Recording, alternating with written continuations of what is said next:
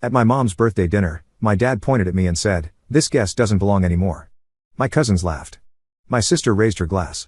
Finally, I smirked and said, "Ben, dinner's on your card." I walked out. 30 minutes later, the waitstaff came back with the bill, $2,800. My sister called me screaming. I declined. Then, my angry family called. It was the last birthday I ever attended in that family, the last time I let them drag me into their theater of politeness, stage smiles, and fake gratitude. I didn't know it then, but something would snap that night, something I had been holding together for years without even realizing how much pressure it was under. My mother's 62nd birthday was already shaping up to be one of those nights I dreaded. She'd picked this upscale Italian place in the middle of downtown, impossible to park, full of loud conversations about hedge funds and yoga retreats. Everyone acted like this was a rare treat, but I knew how it would go. They'd all order whatever they wanted, act like they were royalty, and then sit back when the bill came, pretending not to notice the waiter hovering near me.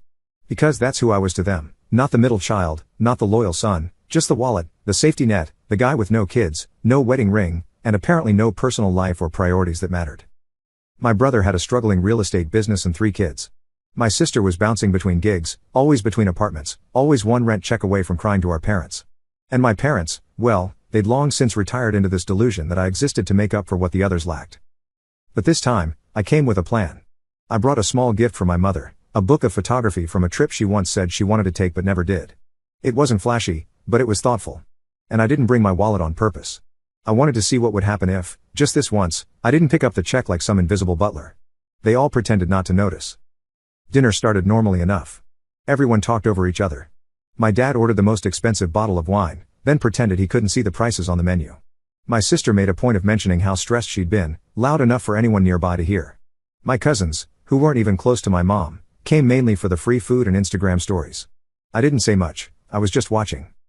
Then, right after dessert, my dad stood up and tapped his glass.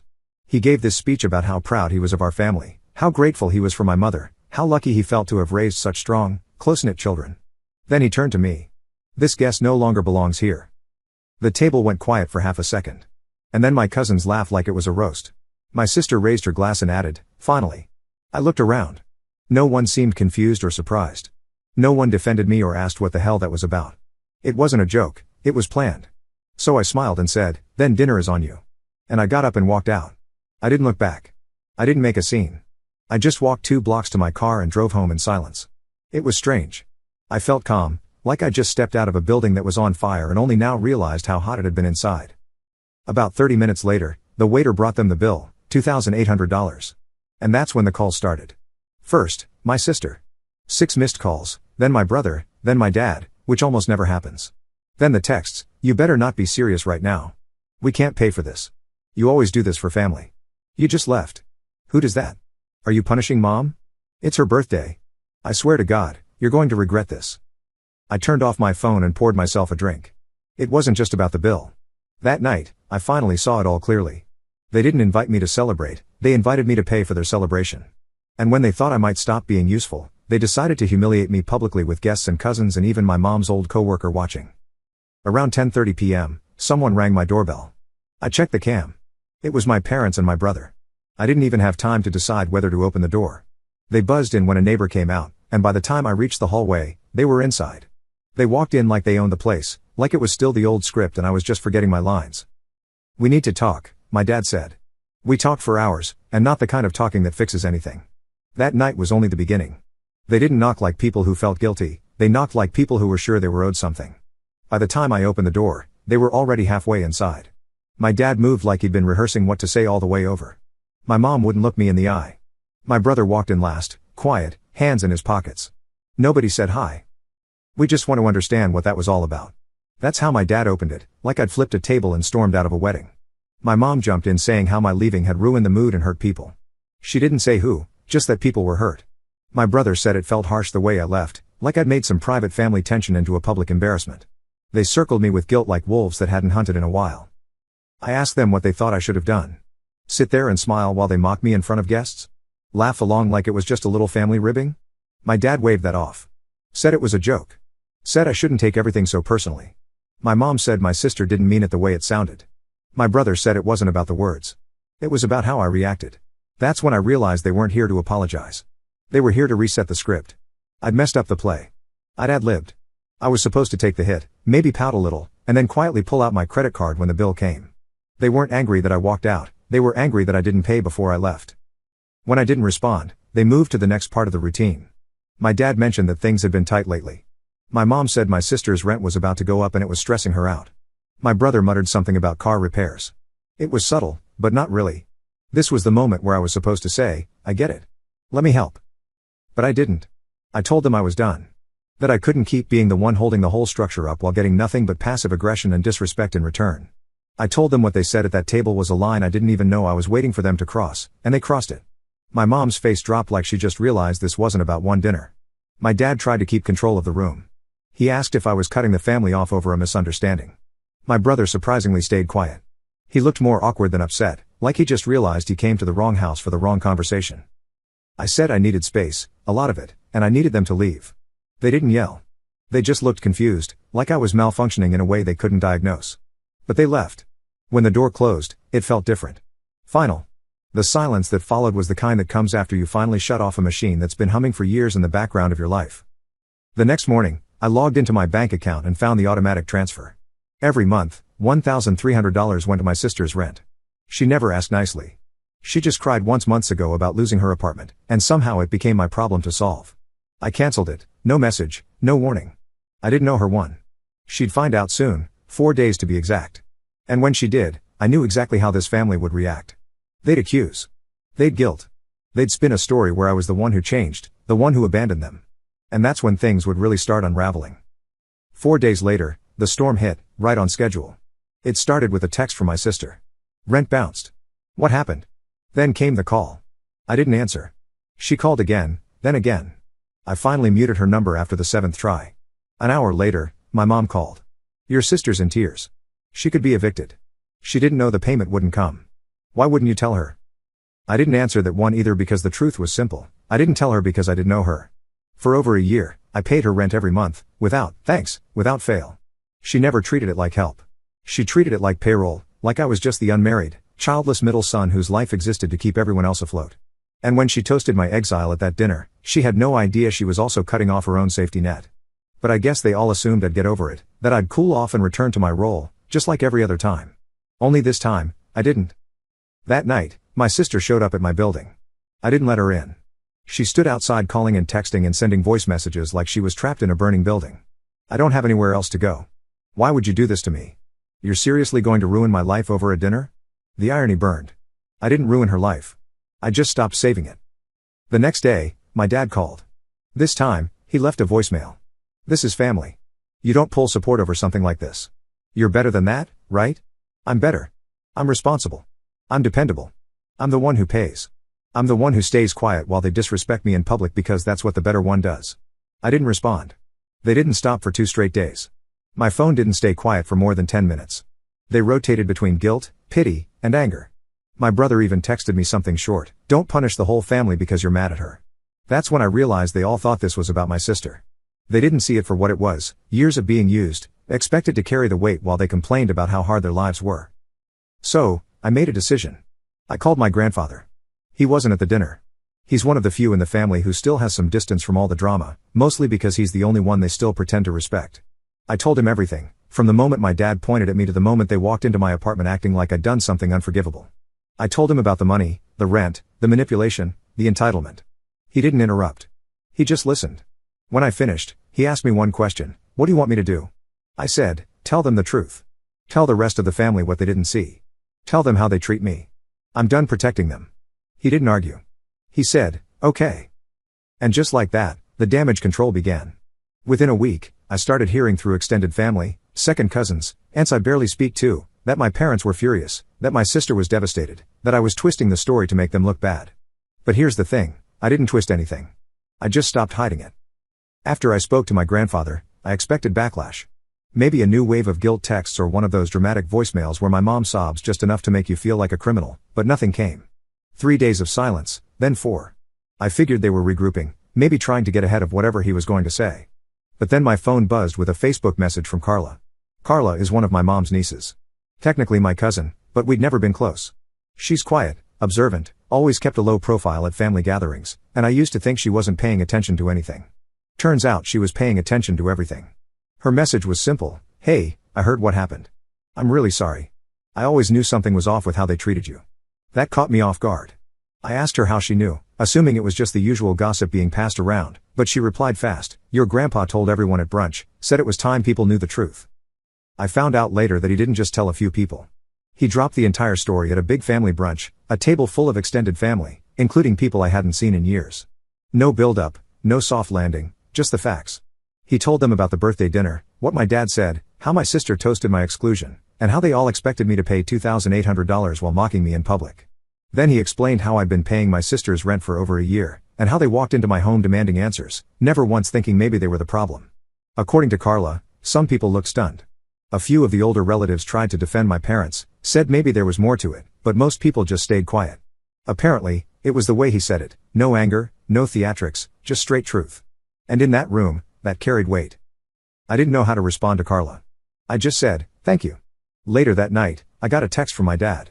"You humiliated your mother." That was it. No questions, no acknowledgement of what really happened.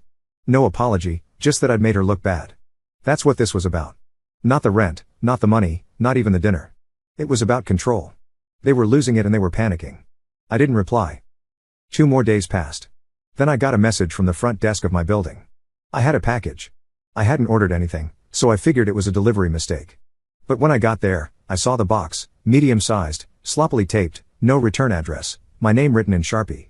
Inside was a strange collection of things, a few old shirts I'd forgotten at my parents' house, a coffee mug from college, a school photo of me at 10 years old, and one of those paper cards from a dollar store. Completely blank except for one sentence in the middle: "If this is what you want, then here it is." No name, no explanation, just that. It was petty, passive-aggressive, but it told me everything I needed to know. They weren't sorry. They were trying to spin it into my abandonment. I was the villain in their new version of the story. I took the box and dropped it off at the donation center down the street. I didn't need any of it. It was never about the objects anyway. That night, I made it official. I left every group chat, removed myself from every family thread. I blocked my sister, my dad, my mom, even my brother, changed my phone number, and updated my contact info with a few relatives who actually treated me like a person. It wasn't dramatic. It wasn't even that emotional, just necessary. I thought they'd retaliate, maybe try to show up at my place again, try to drag more people into it. But what happened next surprised me more than anything. They adapted. A week after I cut them off, I heard from Carla again. She sent me a screenshot of my sister's Instagram story. It was her, my parents, and my brother on a beach somewhere. Matching drinks, fake smiles, hashtags about family time, and hard-earned breaks. Apparently, my parents had started covering her rent again. Not only that, they were traveling, posting meals and cocktails, and rebuilding stronger captions. The same people who swore they couldn't survive without my financial help were now suddenly just fine, better than fine. And that's when it hit me. They were never struggling. They were just using me because I let them. When I saw the photo, I just stared. There they were. My parents, my sister, and my brother posing on a beach somewhere that definitely wasn't local. Sunsets, cocktails, hotel cabanas in the background. Hashtags like hashtag finally peace and hashtag family strong in the caption. My sister tagged a luxury resort in Florida. I didn't know what I expected. Maybe some sign they were struggling, some evidence that they missed me. But no, they looked better than ever, like nothing had happened, like I never existed. It hit differently. Not because I missed them. I didn't. Not anymore. It was the ease of it that got to me. The speed. For years, they built this whole story around how hard their lives were. My parents always cutting back. My sister always on the edge. My brother always trying his best with what little he had. And now they were drinking frozen drinks and smiling like they just escaped a hostage situation. I hadn't even been gone 2 weeks. That same evening, Carla messaged me again. This time, she sent screenshots, texts my sister had been forwarding to the extended family. In one, she said I unexpectedly pulled financial support and left her facing eviction. In another, she implied I'd been emotionally unstable for a while and was punishing the family for being happy without me. The irony was almost impressive. They were better off without me financially, emotionally, socially, and yet somehow I was the villain for walking away. I didn't respond to Carla right away. I needed time to think, but the more I sat with it, the more something became clear. I had spent years managing their reality, paying for things quietly, never saying anything, never telling anyone what I did for them. And now that I wasn't there to filter it all, they were spinning it their way. They had learned one thing from me: silence creates power. But now it was working against me. So I wrote something. It wasn't an angry message. It wasn't a rant. It was just the truth, start to finish. I included dates, amounts, and names. I explained how I'd been paying my sister's rent every month for over a year. How I had covered 2 of my parents' vacations, including one they told the family was a gift from all the kids. How my brother had sent me grocery lists for the kids, and I had just quietly paid them without asking for anything back. I added screenshots of payment receipts, not to humiliate, but to make it real. And I ended it like this: I didn't walk away because I was angry. I walked away because I finally understood that being useful to people isn't the same as being valued by them. I'm not asking anyone to take sides. I just won't keep lying by staying silent. I sent it to 8 people. Just 8. The ones I knew were getting the twisted version from my parents. The ones who had been liking those fake beach posts and commenting things like, "So happy to see you smiling again." Most didn't reply, but 2 did. One was my cousin Nathan. He just said, "I had no idea. I'm sorry, man. That's effed up." The other was my uncle, my mom's brother. We hadn't spoken in years. His message surprised me: "I always wondered why your parents treated you like you owed them something. Now I get it. Thank you for saying something." Later that night, I got a call from an unknown number. I ignored it. Then came the voicemail. It was my mom. Her voice was cold. No apology, just a sharp tone I'd heard many times before. "I hope you're happy. People are talking. You've embarrassed this family enough. You always knew how to twist things to make yourself look good." She hung up after that. That was the whole message. Not a single word about the truth of what I'd said. Not a denial, just outrage that someone else had heard it. And then the final surprise: my grandfather called. He'd heard what I sent out. I expected him to be upset, maybe ask me to calm things down, but he didn't. He said, "You told the truth. That's more than most of them have done in a lifetime." That night, I slept better than I had in years.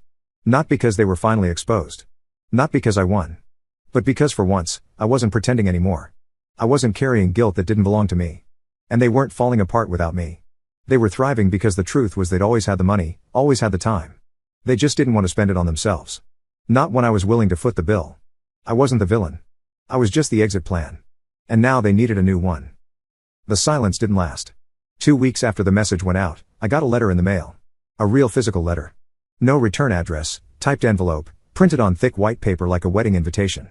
For a second, I thought it might be a legal notice. Maybe they were threatening me now.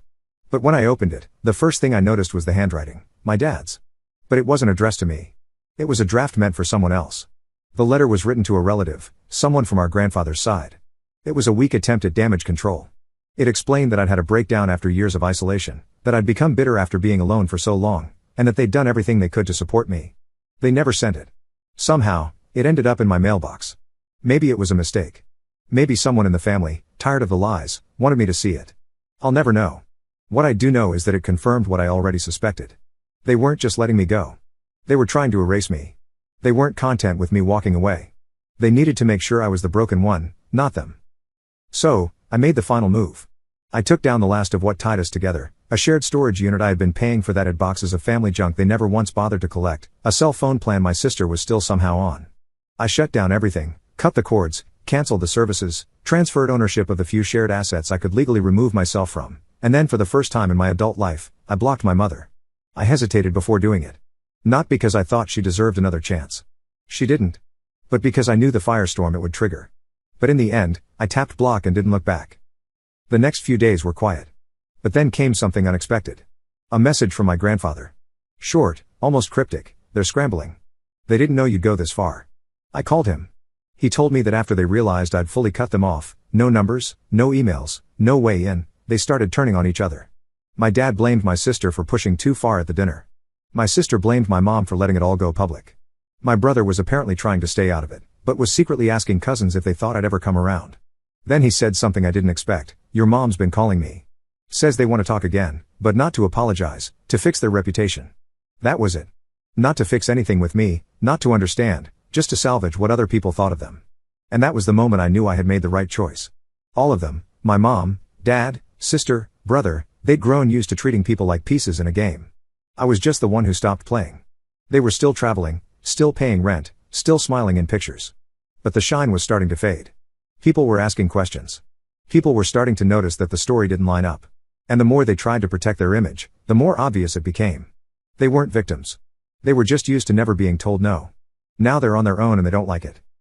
It's been 3 months since I blocked them. No more calls, no letters, no packages. It's like I disappeared. And honestly, it's been the calmest stretch of time I've had in years. I didn't realize how much noise they brought into my life until it was gone. But yesterday, I got a call from Carla. She said she ran into my sister at the airport of all places. My parents were with her. Apparently, they were flying to Costa Rica. They've been posting less on social media. The captions have changed. Now, it's all vague quotes about letting go of toxic people and finding strength in adversity. They're clearly still trying to control the story, but you can feel the shift. There's no joy behind it, just maintenance.